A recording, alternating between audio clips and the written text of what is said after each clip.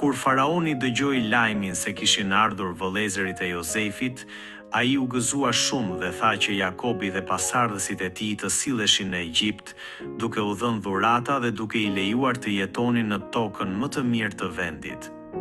Kjo ndodhi sepse përmes ndihmës së Jozefit, vendi kishte kaluar krizën e madhe dhe kishte hyrë në bollëk. Prandaj faraoni po përpiqej t'ia kthente atë mirësi. Ai po tregohej bujar ndaj atij prej të cilit kishte marrë ndihmë. Në të njëjtën mënyrë, edhe besimtari, si njeri që ka marrë hyrjen e shpëtimit, duhet ta ndajë atë hir me të tjerët. Sepse të gjithë ne jemi borxhlin ndaj dashurisë së Zotit. Jozefi u jep vëllezërve të tij rroba të reja. Ndoshta ai kujtoi rrobën e bukur që kishte marrë dikur nga ati i tij Jakob.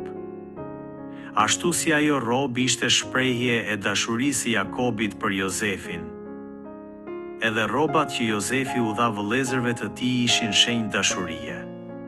Edhe vëllezërit, duke i marrë ato rroba, duhet ta kenë ndier dashurinë e Jozefit.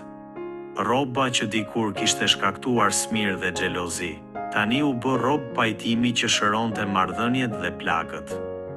Në të njëjtën mënyrë, kur ne përhapim në botë rrobën e Jezu Krishtit, familjet e thyera mund të rikthehen, zemrat e plagosura mund të shërohen dhe pajtimi i vërtet me Perëndin mund të realizohet.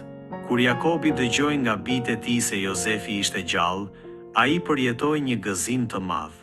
Në të njëjtën mënyrë, të gjithë njerëzit jetojnë duke pritur lajme të mira, dhe kur i dëgjojnë ato, përjetojnë diçka sikur të marrin jetë përsëri, ashtu si Jakobi.